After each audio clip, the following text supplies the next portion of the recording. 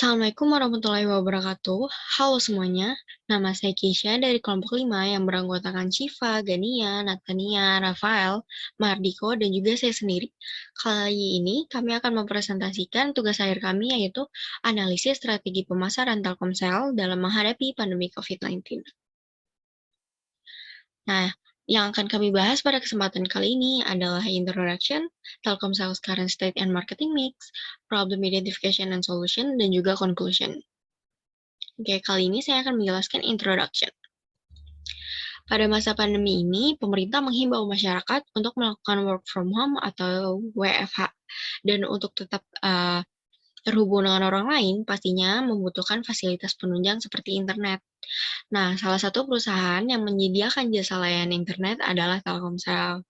Telkomsel merupakan salah satu perusahaan operator telekomunikasi seluler di Indonesia yang didirikan pada tahun 1995. Telkomsel telah dikenal sebagai penyedia jasa layanan internet yang cepat. Telkomsel juga menawarkan banyak pilihan produk dan juga jenis layanan seperti Simpati, Kartu As, Loop, Kartu Halo, dan juga Bayu. Telkomsel memiliki jangkauan jaringan terbesar dengan menyediakan jangkauan jaringan yang mencapai lebih dari 95% jumlah penduduk Indonesia. Selain itu, Telkomsel juga merupakan satu-satunya operator di Indonesia yang mencakup seluruh wilayah Indonesia. Saat ini, Telkomsel telah melayani lebih dari 170 juta pelanggan. Selanjutnya akan dijelaskan oleh teman saya. Selanjutnya, saya akan menjelaskan tentang Telkomsel's current state, tepatnya di bagian STP. Yang pertama ada segmenting. Telkomsel merupakan salah satu operator mobile terbesar di Indonesia yang menyediakan teknologi GSM, 3G, dan 4G LTE. Selain itu, Telkomsel juga menawarkan berbagai produk dan layanan yang tersedia bagi semua kalangan masyarakat. Setiap produk dan layanan ini memiliki segmentasi demografis, psikografis, dan perilaku yang berbeda. Telkomsel tak mengelompokkan pelanggannya dengan variabel geografis, karena Telkomsel menargetkan untuk seluruh wilayah Indonesia. Adapun penjelasan segmentasi dari tiap produk Telkomsel adalah sebagai berikut. Yang pertama ada simpati, yaitu untuk kalangan milenial kelas menengah yang sudah memiliki pekerjaan dan bergaya hidup hasil ala perkotaan. Yang kedua ada kartu as, untuk kalangan milenial kelas menengah ke bawah yang mau biaya terjangkau karena tak sepenuhnya bergaya hidup digital dan tak harus online setiap saat. Yang ketiga itu ada loop, untuk kaum muda berusia 12-19 tahun yang masih di tahap awal dalam penggunaan perangkat seluler dan belum memiliki penghasilan sendiri. Selanjutnya ada Bayu, untuk pengguna dari kalangan generasi Z yang memiliki gaya hidup digital dan sudah tak asing lagi dengan segala kecanggihan teknologi dari sebuah smartphone. Yang terakhir itu adalah kartu halo, yaitu untuk orang dewasa dari kelas premium, yaitu korporasi dan profesional, yang hidupnya bergantung pada perangkat seluler untuk komunikasi dengan rekan maupun klien. Selanjutnya ada targeting.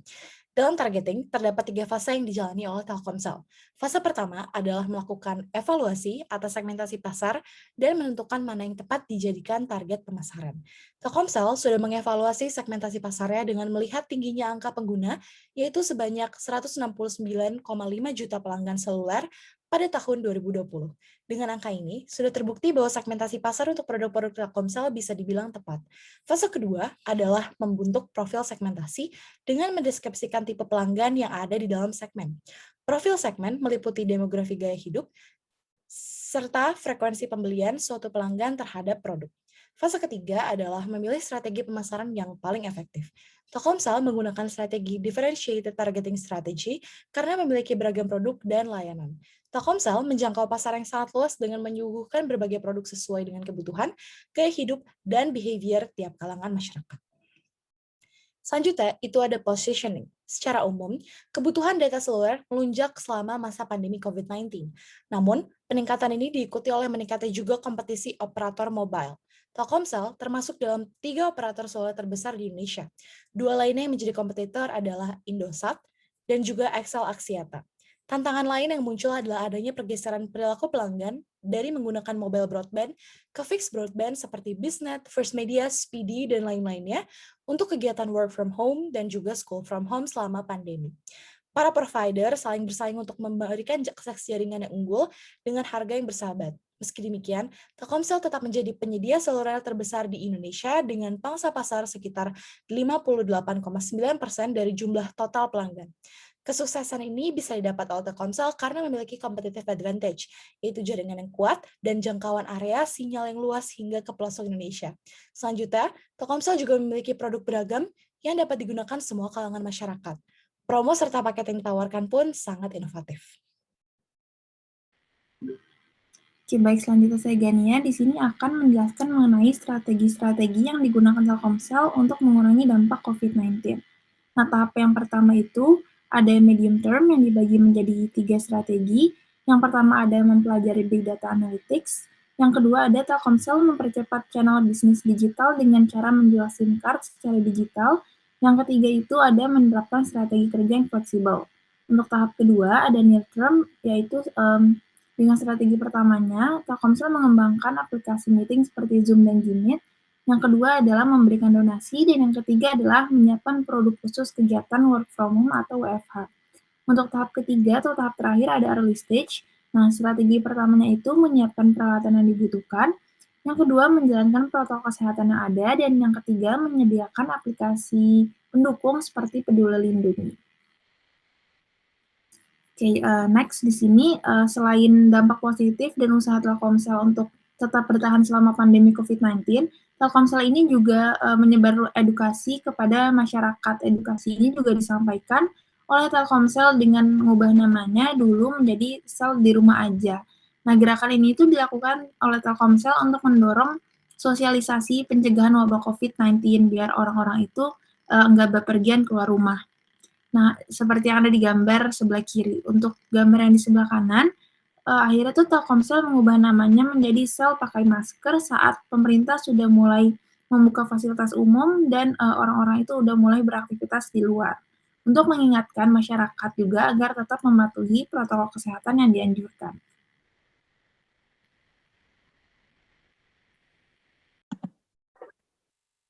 Oke, baik. Selanjutnya saya akan melanjutkan yaitu market image dari Telkomsel itu sendiri.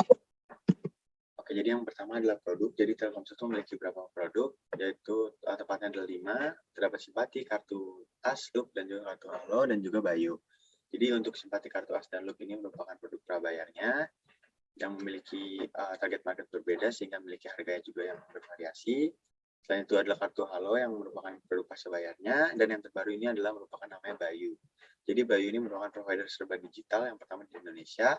Jadi konsumer itu dibebaskan memilih kuota ataupun paket sehingga sangat fleksibel dan juga sangat-sangat mudah digunakan karena hanya menggunakan satu aplikasi untuk membayar dan juga mendapatkan kartu SIM sendiri.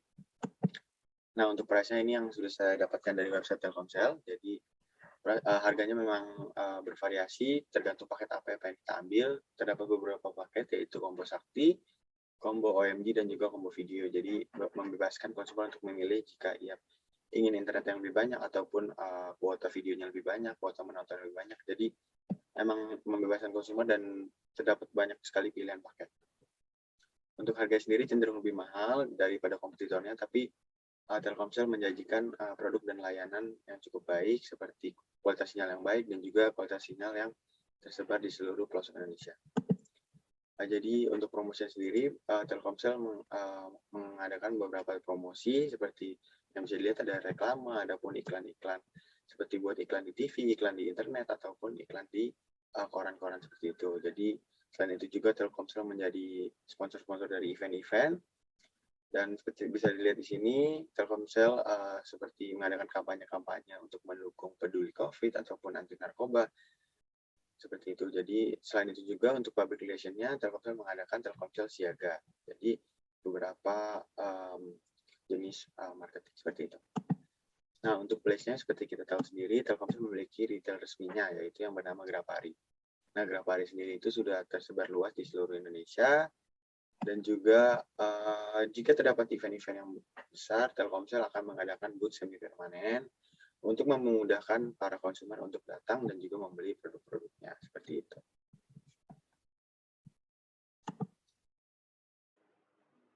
Baik, kita masuk ke problem identification, yang mana problem identification ini terbagi menjadi 2. Yang pertama adalah yang internal, yang kedua adalah yang eksternal. Yang internal ini berfokus kepada masalah di perusahaan itu sendiri, sementara yang eksternal itu lebih berfokus kepada dari hasil data yang kami peroleh dari hasil survei yang kami bagikan kepada konsumen Telkomsel. Oke, kita masuk langsung ke yang problem identifikasi yang pertama, yaitu yang problem identifikasi internal. Oke, yang pertama adalah kami mengidentifikasi secara agenda kegiatan. Secara kuantitatif, pada tahun 2018, Telkomsel memiliki 20 agenda kegiatan. Di 2019 sebanyak 14 kegiatan, sementara di 2020 sebanyak 23 kegiatan. Telkomsel secara kuantitatif justru lebih banyak melakukan agenda kegiatan di periode pandemi, itu dari Maret 2020 sampai sekarang. Dan secara kualitatif pada periode sebelum pandemi dimulai, Telkomsel lebih berfokus pada pengembangan layanan yang lebih baik, melakukan beberapa upaya pemerataan akses jaringan di Indonesia, dan sebagainya. Namun saat periode pandemi dimulai, Telkom mulai memasukkan beberapa agenda terkait penanganan COVID seperti grand launching aplikasi Peduli Lindungi, memberikan bantuan dana bagi masyarakat Indonesia yang terdampak COVID-19, dan di samping itu Telkom tetap melaksanakan agenda yang serupa dengan tahun-tahun sebelumnya, seperti peningkatan kualitas jaringan, pemerataan akses internet, dan memperbanyak mitra bisnis. Kesimpulannya adalah pandemi bukan merupakan halangan bagi Telkomsel dalam melakukan agenda kegiatan. Nah, justru pada saat periode pandemik, Telkomsel malah semakin gencar melaksanakan beberapa agenda kegiatan, seperti yang disebutkan barusan. Yang selanjutnya adalah entitas anak perusahaan. Pada 2019, Telkom yang sebelumnya punya 11 anak perusahaan, berkurang menjadi 10 anak perusahaan. Anak perusahaan yang berkurang adalah PT Jalin Pembayaran Nusantara, karena beralih ke tangan PT Bank CIMB Niaga Tbk. Namun, pemindah tanganan PT Jalin ini sebenarnya tidak disebabkan COVID-19, karena mengingat tanggal pemindah tanganan tersebut terjadi pada 19 Juni 2019, yaitu sebelum COVID-19 merebak. Yang selanjutnya adalah produk dan pelanggan. Terlihat pada 2020 jumlah pelanggan seluler menurun, yang semula di 2019 itu sebanyak 171,1 juta menjadi 169,5 juta di tahun 2020. Namun di sini ada yang unik, yaitu di bagian layanan broadband IndiHome. Terjadi peningkatan dari 7 juta menjadi 8 juta.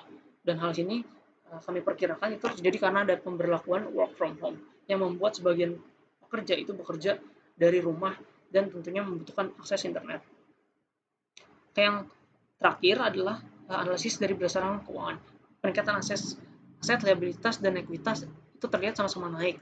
Sementara di bagian pengeluaran modal itu menurun. Dan kami memperkirakan bahwa hal tersebut terjadi karena lesunya ekspansi di kala COVID-19. Karena semua serba terbatas membuat pengeluaran modal ini tidak segencar seperti di tahun 2019. Kemudian dari segi pendapatan, terlihat Telkomsel berhasil tetap tumbuh. Namun kalau kita perhatiin baik-baik, itu peningkatan pendapatan antara 2019 sampai 2020 itu merupakan peningkatan yang paling kecil dari 5 tahun terakhir gitu. Yang yakni hanya meningkat sebesar kurang lebih dari 1 miliar. Nah, dari segi earning before interest tax, depreciation and amortization itu berhasil meningkat 3 tahun terakhir. Yang tentunya diiringi dengan pertumbuhan laba bersih juga.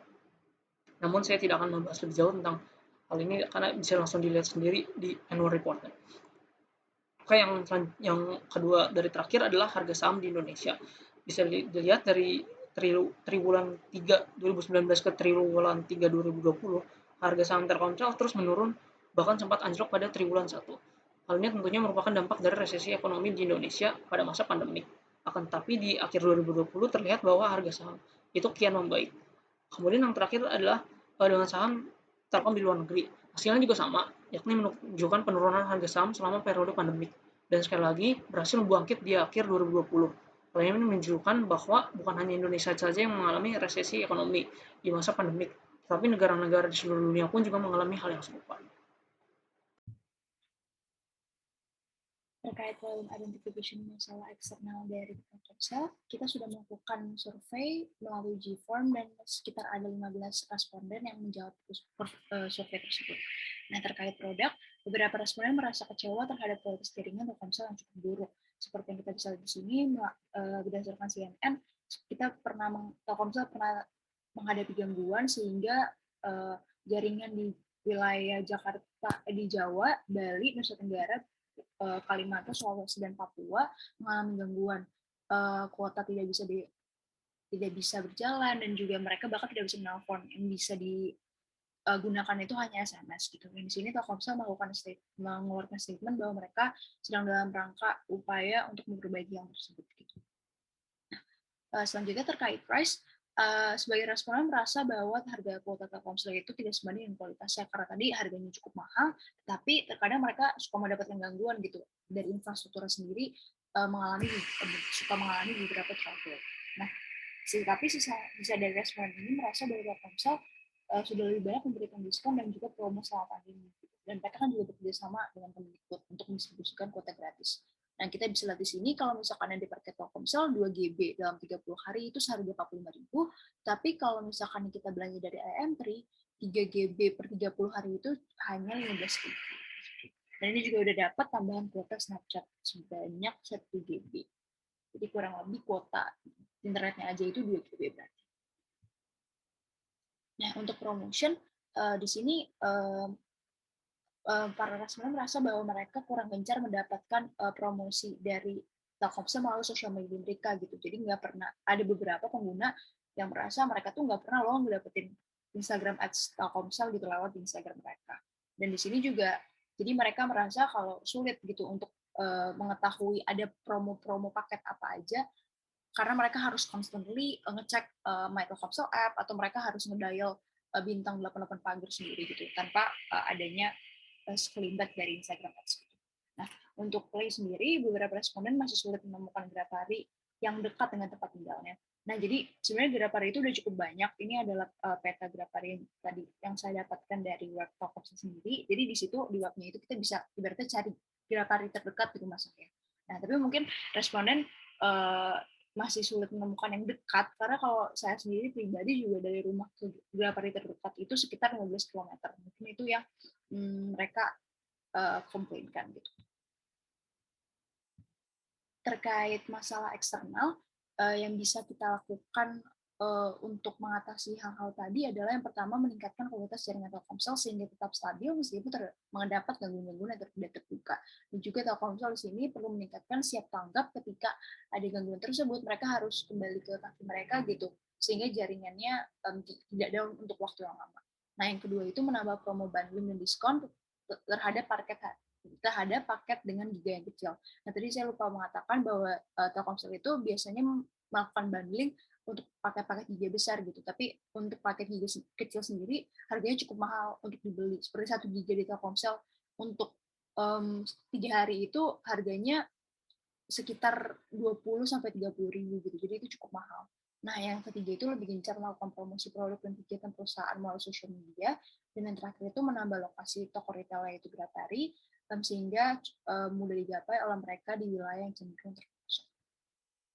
Sekian dari saya, terima kasih. Oke, kita masuk ke bagian yang solution. Di sini terdapat beberapa solusi yang bisa dilakukan oleh Telkomsel, yaitu pertama mempromosikan produk Telkom bersama dengan hal-hal yang terkait dengan COVID-19.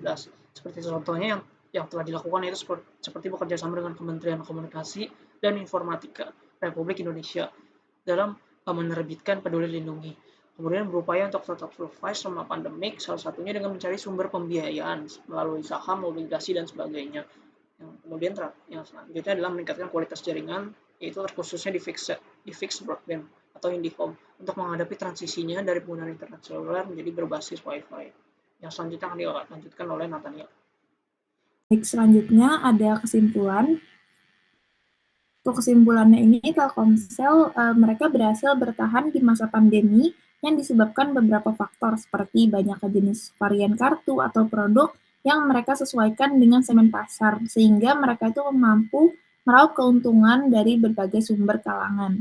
Nah, Telkomsel ini juga telah dikenal sebagai penyedia jasa layanan internet yang cepat, banyak cabang Grapari, dan hal baik lainnya.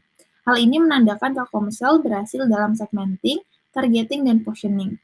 Nah, selain itu, Telkomsel juga berhasil dalam marketing mix seperti mengeluarkan produk baru, membuka cabang Grapari baru, memberikan harga yang bersahabat, dan promosi yang menarik sesuai konsep 4P. Baik, mungkin sekian presentasi dari kami kelompok 4 mengenai Telkomsel. Kurang lebih mohon maaf. Terima kasih.